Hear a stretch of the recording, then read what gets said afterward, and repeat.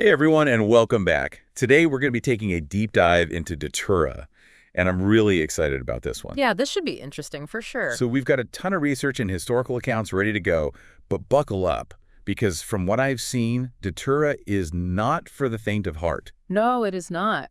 What really gets me about Datura is that it can totally warp your sense of reality. Like, you literally can't tell what's real and what's a hallucination. I can imagine that would be absolutely terrifying. Yeah, it is. And like I was reading about people seeing spiders like everywhere, these like shadowy figures just lurking around. Straight out of a nightmare. It's more than just what you see though. It's all your senses. Imagine you feel these spiders crawling on you, but they aren't really there, or like you hear whispers. It basically just throws your whole sensory experience into chaos. So we're talking full-blown sensory overload and hallucinations that feel totally real. What is actually happening in the brain when someone takes Datura? So it's this crazy mix of alkaloids, mainly scopolamine and atropine. Basically, these chemicals mess with how your brain processes information and your neural signals get all scrambled. So it's like Datura is hacking into your brain's control panel and just messing with all the wiring. Exactly. It disrupts your perception and memory and thinking and even like controlling your muscles. And it can make you blind as a bat and mad as a hatter. Yeah. And that's just the tip of the iceberg with the symptoms. That is intense. How long does this delirium last? That's what's scary. It's really unpredictable. Sometimes it's only a few hours, but sometimes the effects can last for days. Days. Or even weeks. Weeks. That's insane. I can't imagine being trapped in that hallucinatory confusion for that long. It really shows how dangerous Datura is. It's not your typical psychedelic. There's a very real risk of losing touch with reality for a long time, and that can lead to really dangerous situations. Absolutely. You're not in control at all when Datura takes over. But with all these intense and dangerous effects, why would anyone use it? That's where the history gets interesting. Even with the risks, people have been using Datura for centuries across cultures. So it's not just some modern-day daredevil drug. People have been messing with this stuff for a long time. Oh, yeah. We're talking ancient rituals, spiritual practices, witchcraft, sorcery, the whole 9 yards. For instance, Datura was offered to the Hindu god Shiva, and they used it in Ganesh Chaturthi celebrations. Wow. And it's even in Ayurveda, the ancient Indian system of medicine. So Datura was considered sacred in some cultures. That's wild considering how it can make people go completely mad. It just goes to show you the complex relationship humans have with altered states of consciousness. Datura might be dangerous, but in certain contexts it was seen as this powerful tool for spiritual exploration, like a way to connect with the divine. Okay, so we've established that Datura can send you on a crazy, unpredictable trip. But let's dig into those hallucinations a bit more. What makes them so uniquely terrifying? Well, one of the most common and disturbing things people see on a Datura trip are spiders and monsters. Yeah, I've heard about those. Why spiders and monsters, though? Is it something about Datura that triggers those specific hallucinations? It's a good question, and there's no one answer.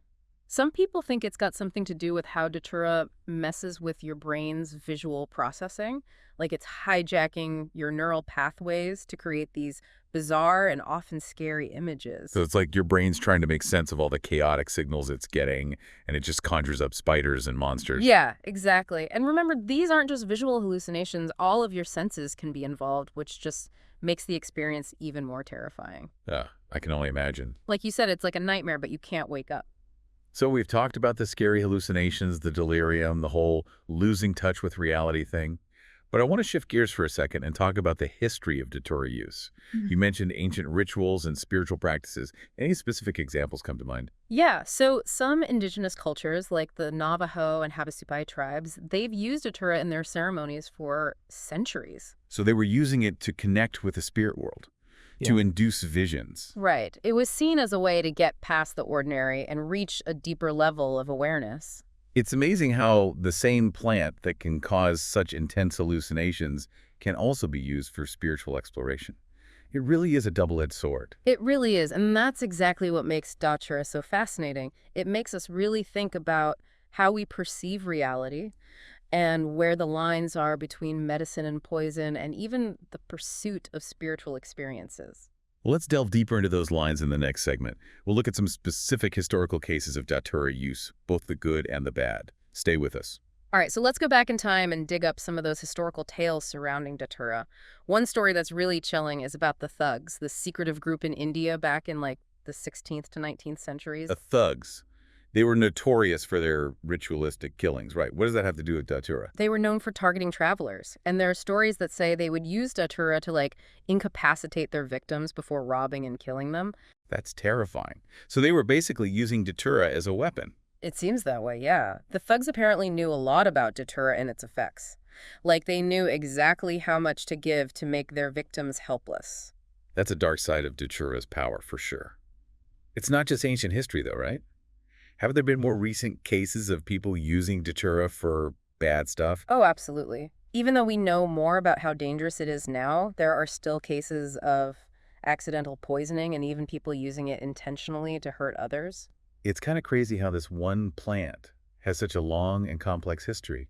From ancient rituals to modern-day poisonings, it's like it has this weird hold on humanity. It's true. And that actually brings us to another really interesting aspect of Datura, how it's been used in spiritual practices by indigenous cultures. Right, you mentioned the Navajo and Havasupai tribes earlier. Can you tell me more about how they used Datura in their spiritual practices? So for these cultures, Datura wasn't some recreational drug. It was a sacred plant, like a bridge between the physical and spiritual worlds.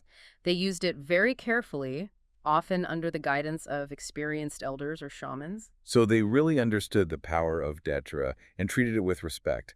What kind of ceremonies or rituals did they use it for? Well, they might use it for things like communicating with spirits or seeking guidance or to have visions. The point was to go beyond the ordinary and connect with a deeper level of awareness. It's mind-blowing how this plant can be both a deadly poison and a sacred tool. It Right. really comes down to intention and knowledge and respect, doesn't it? Exactly. And that contrast is a big part of what makes Datura so interesting. It really makes us think about how we see reality and the lines between medicine and poison and the search for spiritual experiences. Speaking of blurred lines, you mentioned that Datura can cause some pretty intense hallucinations, especially with spiders and monsters. Why those specific creatures? It seems like they come up a lot in stories about Datura. That's a question that's fascinated people for ages, and there's no easy answer. But some researchers think it might be because of how the plant affects the visual processing centers in the brain, maybe combined with some cultural beliefs and folklore, too. So maybe our brains are wired to see those things when they're on Datura, but culture might also play a role. Exactly. It's like Datura's tapping into some primal fear that we all share. Now, I'm curious about the cultural and historical context of Datura outside of indigenous cultures. Mm. We talked about ancient India, but what about other cultures around the world? Datura has a long history in a lot of different cultures, and it's often tied to mythology, folklore, and spiritual beliefs. For example, in ancient Mexico, the Aztecs had a deep reverence for Datura. The Aztecs and Datura. Tell me more about that. Well, they called it toloch, and they believed it had spiritual power and used it in ceremonies and rituals, often with their medicine men guiding them. So kind of like the Native American tribes we talked about. They saw Datura as a sacred plant, a way to connect with the spiritual realm. Yeah, exactly. But the Aztecs also knew about the dangerous side of Datura. They knew it was toxic, and they were very careful with it. They even had a saying, "He who eats toloche sees God." It's interesting how different cultures approach Datura with both reverence and caution, recognizing that it could be both good and bad. Right.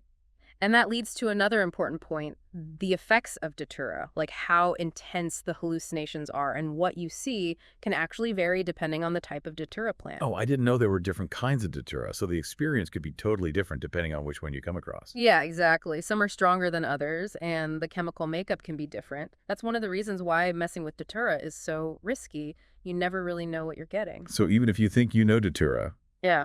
you could be in for a big surprise depending on the plant. Absolutely. And that just adds another layer of danger on top of the already potent psychoactive effects. Well, this has been a fascinating look at the history and cultural significance of Datura, but let's not forget about the science behind it all. We talked about those alkaloids, scopolamine and atropine earlier.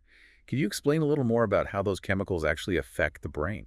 Sure. So both scopolamine and atropine are what we call anticholinergics. What that means is they block the action of acetylcholine, which is a neurotransmitter that's super important for things like muscle control, memory, and learning. So by blocking acetylcholine, those alkaloids are basically messing up how the brain normally works. Exactly. It's like throwing a wrench in the brain's machinery, and that leads to all these different effects. That sounds like a recipe for chaos. No wonder Datura can cause such weird and unpredictable experiences. It is, and it's important to remember that the effects aren't just hallucinations. Datura can also cause confusion, memory loss, dilated pupils, a racing heart, and even seizures. Wow. That's a powerful reminder that Datura is not something to be taken lightly. It's a complex and potentially dangerous plant that demands respect. Well said. And that brings us back to the question of why, despite all the risks, people are still so fascinated by Datura. Why do you think that is? I think it might be because of our natural curiosity, our desire to explore the unknown, even if it means going into dangerous territory. It's like we're drawn to the mystery of it all, the allure of altered states of consciousness. Maybe, but I think it goes even deeper than that.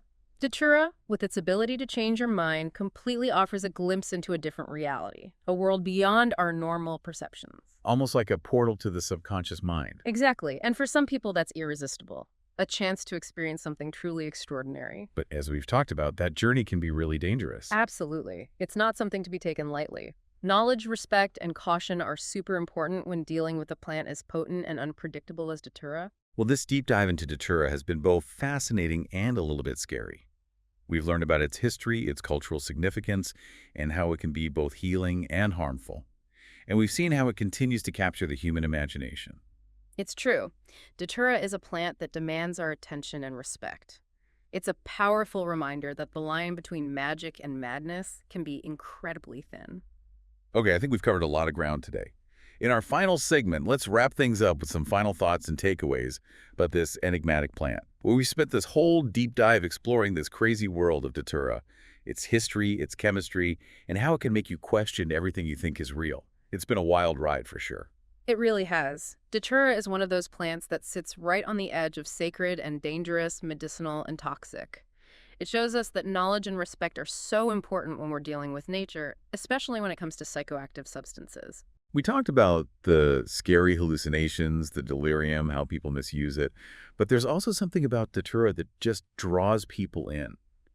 Why do you think this plant is still so fascinating, even with all the dangers? Well, I think it might be because humans have this deep desire to explore the unknown, to see what's beyond the limits of our normal consciousness.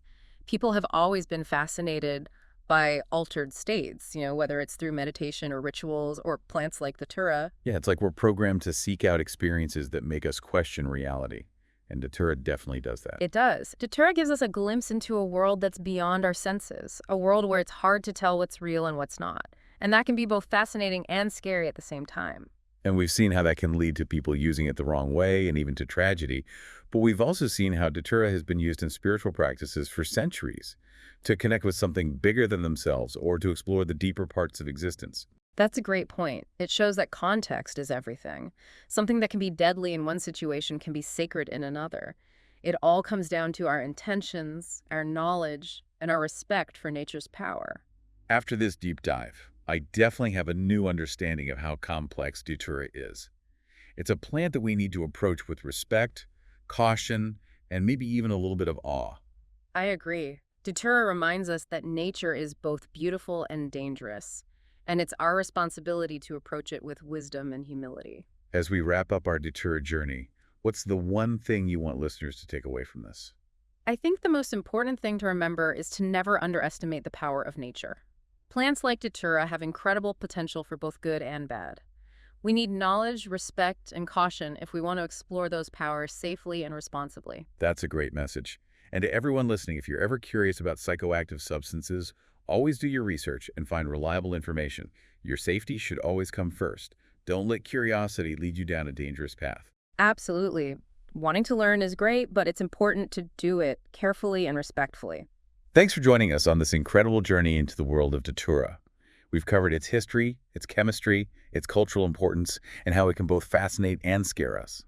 Datura is a plant that I'm sure will continue to intrigue and challenge us for many years to come. Until next time, everyone, keep exploring, but explore responsibly.